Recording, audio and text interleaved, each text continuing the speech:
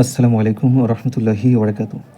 আজকে আলোচনা করব মোডাল ভার্ব নিয়ে। মোডাল ভার্ব কি? মোডাল ভার্বকে বলা হয় হেল্পিং ভার্ব বা সাহায্যকারী ভার্ব। মানে এদের কাজ হচ্ছে মেন ভার্বকে সহযোগিতা করা। ঠিক আছে? যেমন ধরো তুমি তোমার মাকে যেমন হেল্প করো বাড়িতে, ঠিক আছে? মা যখন কোনো কাজ করে তখন তুমি তোমার মাকে হেল্প করো না? ঠিক একই রকমভাবে মেন ভার্বকে এরা সহযোগিতা করে। যেমন এখানে একটা এক্সাম্পল দেখতে পাচ্ছ, he will do the work. উইলটা হলো মোডাল আর মেন ভার্ব হচ্ছে ডু। তাহলে এখানে মোডালটা কী করছে? মেন ভার্বকে সহযোগিতা করছে। ঠিক আছে? কিছু জিনিস মনে রাখবে যে মোডাল ভার্বের পরে V1 হয়, মানে ভার্বের বেস ফর্ম। মোডাল ভার্বের পরে কোনো ইনফিনিটিভ বসে না। ইনফিনিটিভ মানে 2 + V1, 2 এর সাথে যদি V1 লেগে থাকে তখন সেটা ইনফিনিটিভ বলা হয়। আর মোডাল ভার্বের পরে কোনো অ্যাডজেক্টিভ বসে না। এবার কিছু জিনিস এক্সাম্পল দেখে নাও যে দেখো এখানে বলছে যে হি শুড নট টু অ্যাপোজ। এখানে টু অ্যাপোজ মানে ভি ইনফিনিটিভ ছিল, মোডালের পরে ইনফিনিটিভ বসবে না, কেটে দিয়ে অ্যাপোজ বললাম। হি শুড অনেস্ট, মোডালের পরে কি বসবে না? অ্যাডজেক্টিভ বসে না, কেটে দিলাম। তারপর তোমার হচ্ছে এই যে মোডালের পরে V1 বসেছে। ওকে, এরপর আরও কিছু এক্সাম্পল দেখে নাও। মোডালের পরে V1 বসেছে, দেখলে? মোডালের পরে V1 বসেছে। মোডাল ভার্বের পরে যদি বি ভার্ব হয়, তারপরে যদি ভার্বের আইএনজি হয় তখন সেটা কি ভয়েস? অ্যাক্টিভ। এখানে একটা এক্সাম্পল আছে, হি উইল বি, মোডালের পরে বি আছে, তারপরে ভার্বের সাথে আইএনজি আছে, তাহলে এটা কি ভয়েস? Active voice. ওকে, যদি V3 থাকে, যেমন এটা দেখো মোডালের পরে বি আছে, V3 আছে, তাহলে এটা প্যাসিভ ভয়েস। এখানে কিছু এক্সাম্পল আছে যে মোডালের পরে V1 বসেছে, মোডালের পরে V1 বসেছে, তারপরে V3, তাহলে এটা অ্যাক্টিভ ভয়েস। তারপরে তোমার হচ্ছে হি মোডাল বসেছে এখানে, তারপরে হ্যাভ, তারপরে বিন, তারপরে ভার্বের আইএনজি, এটাও অ্যাক্টিভ হবে। বিনের পরে যদি V3 থাকে তখন সেটা প্যাসিভ হবে। ওকে, এখানে কিছু শর্টকাট জিনিস দেওয়া আছে, দেখে নাও। যে হ্যাভের পরে V3 হলে অ্যাক্টিভ ভয়েস, বিন হ্যাভের পরে been plus V3 passive. Modal ভার্বের পরে যদি হ্যাভ বিন থাকে, তারপরে ভার্বের আইএনজি থাকে, তখন সেটা হচ্ছে কি? অ্যাক্টিভ। মোডাল ভার্ব পরে have been plus V3 passive. Modal verb, তারপরে বি ভার্ব, তারপরে অ্যাডজেক্টিভ। আচ্ছা, এগুলো তুমি জেনে রাখবে একটু, ঠিক আছে? মোডাল ভার্বের পরে যদি হ্যাভ বিন হয়, তারপরে যদি ভার্বের আইএনজি হয় তখন সেটা অ্যাক্টিভ ভয়েস হয়। যদি হ্যাভ বিনের পরে V3 থাকে তখন প্যাসিভ হবে। ওকে, আচ্ছা। এরপরে কিছু এখানে দেখো কি বলা আছে, যে একটা ওয়ার্ড দেওয়া আছে এখানে, ক্রিটিক্স, খুব ইম্পর্টেন্ট ওয়ার্ড। যখন ক্রিটিক থাকবে বা ক্রিটিক্স থাকবে সেটা নাউন। ক্রিটিক্যাল হলে অ্যাডজেক্টিভ, তোমার মানে এটা ইম্পর্টেন্ট বা সিরিয়াস। ক্রিটিক্যালি এটা অ্যাডভার্ব, ক্রিটিসিজম এটা নাউন। এবার আমি তোমার শুড নিয়ে আলোচনা করবো, ঠিক আছে? শুড, দেখো শুড কোন কোন সেন্সে ইউজ হয়। ওকে, শুডের পরে কী হবে? V1 হবে, কারণ শুডটা তো মোডাল। ডিউটি সেন্সে অ্যাডভাইস বা সাজেশন, অব্লিগেশন, এই কটা সেন্সে ইউজ করা যাবে। মনে রাখার জন্য ডি দিয়ে, D for duty, S for suggestion, ঠিক আছে? তারপরে ও ফর অব্লিগেশন, এটা মনে রাখবা। ও টুর পরে V1, ও টু অ্যাডভাইস সেন্সে এবং সাজেশন সেন্সে ইউজ হবে। ওকে, তোমার কিছু এক্সাম্পল আছে, দেখো উই শুড রেসপেক্ট, আমাদের রেসপেক্ট করা উচিত। আবার এর বড়দের কী করা, মানে বড়দের রেসপেক্ট, সম্মান দেওয়া উচিত, উচিত সেন্স এটা রেসপেক্ট করা, ঠিক আছে?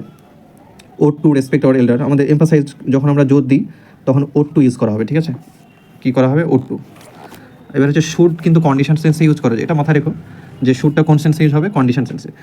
যে if he comes I will go, যেমন কন্ডিশনাল সেন্টেন্স মানে একদিক তোমার হচ্ছে কন্ডিশন, মানে যদি সে আসে তবে আমি যাবো, ঠিক আছে? এরকম ধরনের।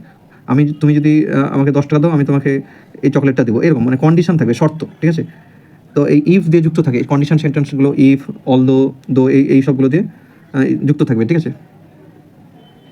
ইফ দিয়ে বেশিরভাগই কন্ডিশনে তোমার ইফ দিয়ে যুক্ত থাকে। If he comes I will go, এখানে এটা ইফটা হচ্ছে কনজাংশন, ঠিক আছে? এবার ইফের পরিবর্তে ধরে শুড বসালা, তাহলে শুড হি কাম। মনে রাখবা যে মোডাল ভার্বের পরে যদি, মোডাল ভার্ব শুডের পরে যদি সাবজেক্ট সিঙ্গুলার হয়, সাবজেক্ট কী আছে গো? সিঙ্গুলার হয়, তবে ভার্বটাকে তোমাকে প্লুরাল বসাতে হবে, পরের ভার্বটাকে। ওকে, এটা একটু মাথায় রেখো আর কি, ঠিক আছে? মাথায় রাখো। যখন শুড অনলি কন্ডিশন সেন্স হয় তখন ইনভার্সন হবে। শুডটা যখন অনলি কন্ডিশন সেন্সে তখন ইনভার্সন হবে। শুড, ও টু, এগুলো অ্যাডভাইস সাজেশন বললাম। এবার হ্যাড বেটার, হ্যাড বেটারটা কি জানো? এটা অ্যাডভাইস সেন্সে, সাজেশন সেন্সে দেয়। আর মনে রাখতে হবে পরীক্ষার জন্য সবথেকে ইম্পর্টেন্ট, হ্যাড বেটারের পরে সবসময় V1 বসাবে।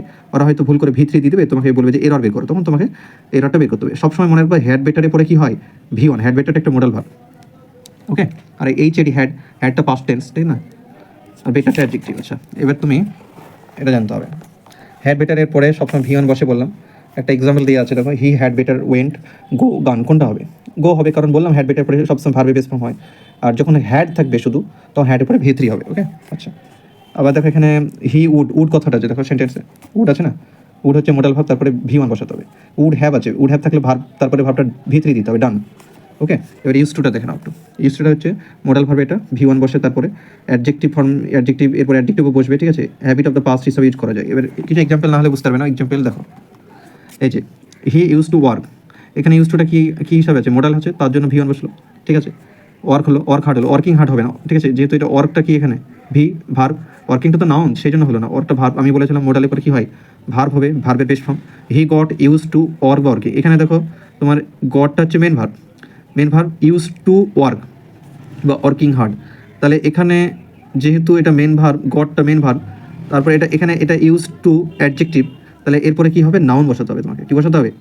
নাউন বসাতে হবে, অ্যাডজেক্টিভ হিসাবে যেহেতু কাজ করছে এটা, তাহলে তোমাকে নাউন বসাতে হবে। এটা নাউন, তাহলে ওয়ার্কিংটা নাউন, নাউনের পরে তো এটা নাউনের আগে আছে এটা adjective. He was use to work বা ওয়ার্কিং কোনটা হবে? এখানে দেখো অ্যাডজেক্টিভ যদি হয় এটা তো ভার্ব, ঠিক আছে, বি ভার্ব, এটা বি ভার্ব পরে এটা অ্যাডজেক্টিভ হয় জানো। তাহলে এখানে তোমার যদি অ্যাডজেক্টিভ তার আগে নাউন বসবে, তাহলে তার আগে না, সরি তারপরে নাউন বসবে।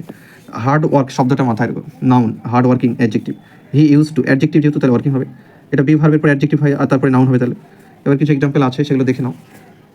যে ক্যামেল আর ইউজ টু, এই যে ইউজ টুটা V3, এটা বি ভার্ব, এটা অক্সিলারি ভার্ব ইউজড, তারপরে টু ক্যারি, হ্যাঁ, এটা হচ্ছে প্যাসিভ ফর্মে আছে বলে এটা ইনফিনিটিভ বলে এখানে।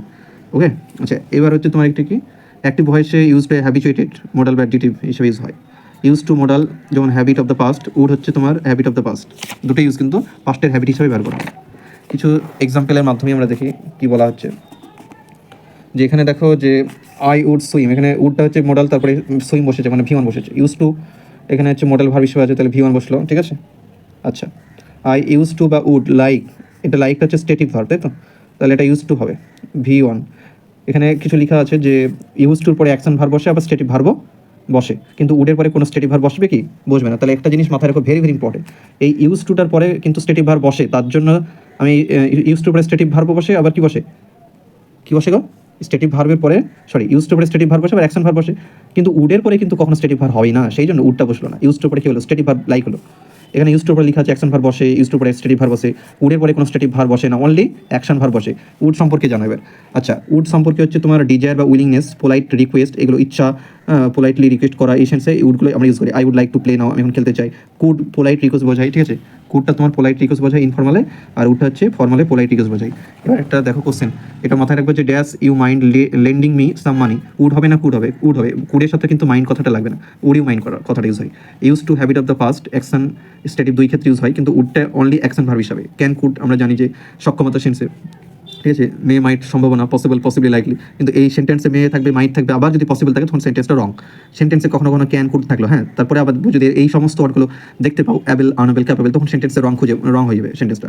মোডাল ভার্ব দেবে নিড আর ডিয়ার নিয়ে একটু আলোচনা করি। নিড কি বলছে দেখো, নিড নট ডিয়ার নট। আচ্ছা নিড, এখানে দেখো নিড কি বলছে যে নিড বা ডিয়ার, এটা যখন মোডাল ভার্বের পরে নট বসতে পারে, আবার মেন ভার্ব হিসেবে ইউজ হতে পারে। আই নিড, এখানে কিন্তু এটা মেন ভার্ব, নিডটা এখানে মেন ভার্ব। নিড নট, এখানে কিন্তু নিডটা মোডাল ভার্ব, যখন এটা মোডাল হবে তখন মোডালের পরে নট কথাটা ইউজ করতে পারবে। নিড নট এটা modal, need I help him এটা মোডাল হিসাবে ইউজ হয়েছে। ওকে, আচ্ছা, নিড আই হেল্প হিম এটা মোডাল হিসাবে, মোডাল যখন হবে V1 বসবে, এটা মাথায় রাখবে, এটা V1। আই ডিয়ার টু অ্যাপোজ, এখানে মেন ভার্ব হিসেবে ইউজ হয়েছে, কারণ এরপরে কি এটা ইনফিনিটিভ। মাথায় রাখবে যে যখন মোডাল ভার্ব মেন ভার্ব হয় তখন তারপরে ইনফিনিটিভ বসে, কিন্তু মোডাল ভার্বের পরে কোনো ইনফিনিটিভ বসে না।